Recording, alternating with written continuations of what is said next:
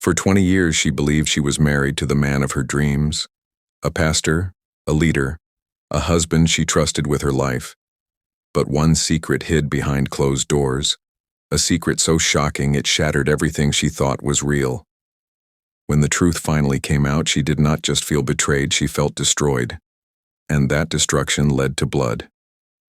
This is the story of a pastor's wife who found out her husband had been using a fake manhood for 2 decades, and the devastating act that followed.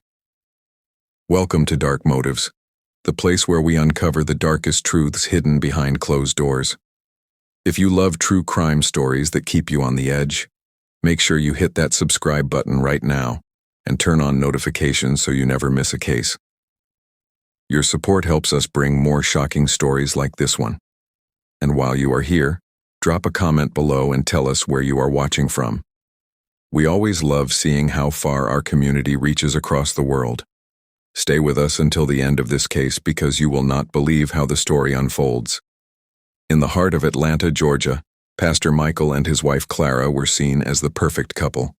To the outside world, their life was a shining example of faith, love, and stability. He stood behind the pulpit every Sunday, delivering powerful sermons that inspired the congregation. She stood beside him, graceful and supportive, admired by the women of the church.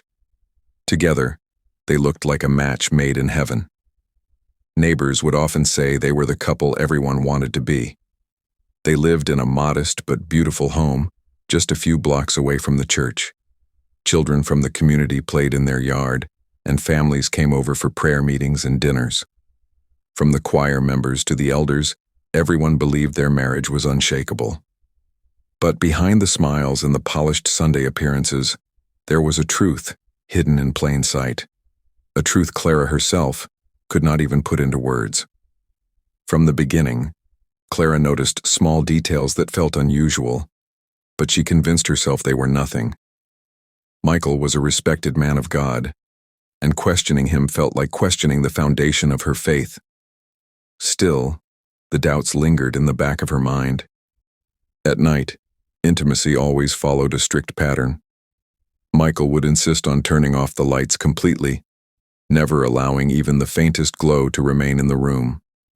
Clara believed it was his way of being modest, but over the years, the darkness began to feel less like a preference and more like a barrier. Whenever she tried to touch him in certain ways, he would quickly redirect her hands or shift the moment. He always seemed in control, never letting her explore him the way a wife naturally would. At first, Clara thought it was just his personality, maybe even his discipline as a pastor, but the thought slowly crept into her mind. What was he hiding? Even during the day, when most couples shared playful intimacy, Michael kept his distance. He was affectionate in public, holding her hand, kissing her forehead, calling her his queen, but behind closed doors he was guarded, almost secretive. Clara could not ignore that she felt like a wife who was always close, yet somehow always kept far away. Over the years, she told herself that maybe this was normal, maybe her marriage was just different. But deep down, a silent unease grew stronger, whispering that something about her husband was not only unusual, it was unnatural. The truth revealed itself on a night Clara would never forget. It was not through rumors or whispers, but through her own hands, her own eyes, and a moment that shattered 20 years of marriage. Michael had just returned from church after a long evening service. As always, he moved carefully around their bedroom, insisting on the lights being off. But that night, Clara's patience broke. She flicked the switch on, determined to see the man she had lived with in full. What she saw froze her. Michael panicked, stumbling backward, trying to cover himself. But it was too late. In her husband's clothes, hidden beneath layers of shame, was a fake manhood he had been using for their entire marriage.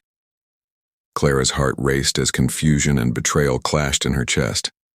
She replayed the last 2 decades in her mind, the nights in the dark, the strict rules, the distance he kept, and suddenly everything made sense. Her marriage, her intimacy, her trust, all built on something that was never real. For 20 years she had given her body, her devotion, and her life to a man who had never been honest with her.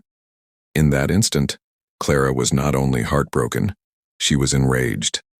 The person she thought she knew, the pastor the world respected, was a lie. Clara's hands shook as she demanded an explanation. Michael stood frozen, sweat pouring down his face, his lips trembling, but no words escaping.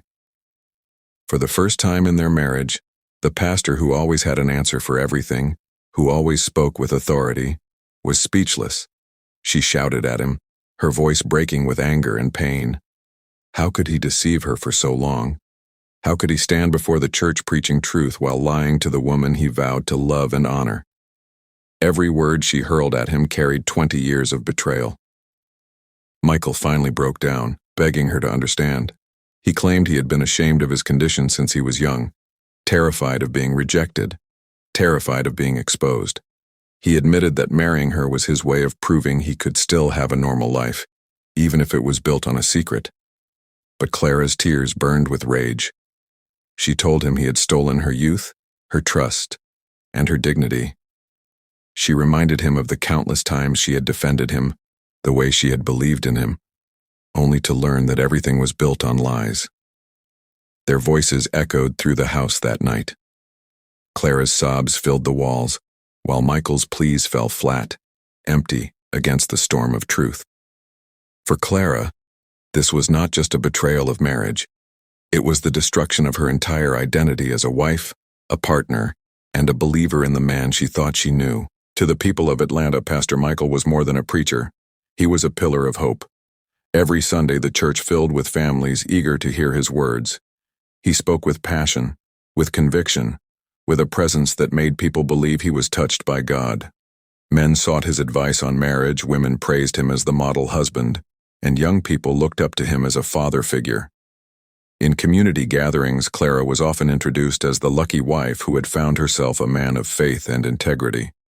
She would smile politely, but behind those smiles she was dying inside. After the discovery, every handshake, every compliment about her husband felt like knives cutting deeper into her heart. Michael continued to play his role, dressing sharply, speaking eloquently, and maintaining the image of a righteous leader. To outsiders, nothing seemed wrong. The church celebrated him, the city respected him, and no one could have guessed the truth that lingered behind his front door. Clara carried the weight alone. When she sat in the front pew, people saw a devoted wife supporting her husband's ministry. But in her mind, she felt like she was sitting in chains, chained to a life that had been nothing but lies. The more she watched him preach about honesty, love, and purity, the more the hypocrisy consumed her. Each sermon became a reminder that while the world saw him as a man of truth, she saw him as a fraud. And every week the anger inside her grew stronger, pushing her closer to a breaking point she never thought she would reach. Clara tried to carry on as though nothing had changed, but the truth weighed on her like a shadow that never left. She would sit at the dinner table across from Michael, forcing herself to eat while her mind screamed with memories of what she had seen. The man she once loved now looked like a stranger who had stolen 2 decades of her life. At night, she lay awake staring at the ceiling, her chest rising and falling with silent sobs. Sleep became impossible, and when she did drift off, she woke up trembling, haunted by the thought of how foolish she had been. 20 years of her youth were gone, wasted on a lie that no one else could even imagine. Her humiliation grew each time she stepped outside. When neighbors waved or greeted her warmly, she felt mocked, as if everyone somehow knew and was laughing behind her back. She avoided gatherings, avoided conversations, and even avoided looking in the mirror, because all she saw was a woman who had been tricked.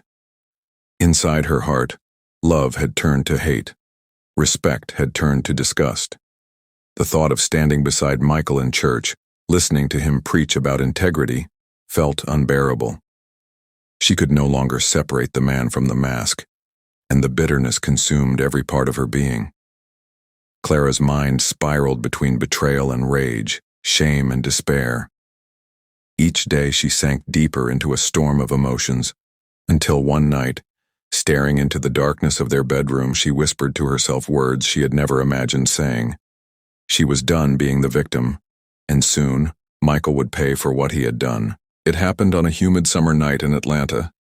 The air outside was heavy, but the weight inside Clara's chest was even heavier.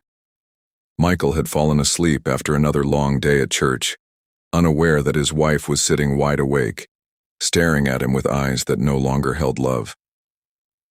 In the silence of the room, Clara's thoughts echoed louder than any sound. She replayed the lies, the humiliation, the betrayal. She thought of the years she could never get back, the children they never had, the trust that was destroyed.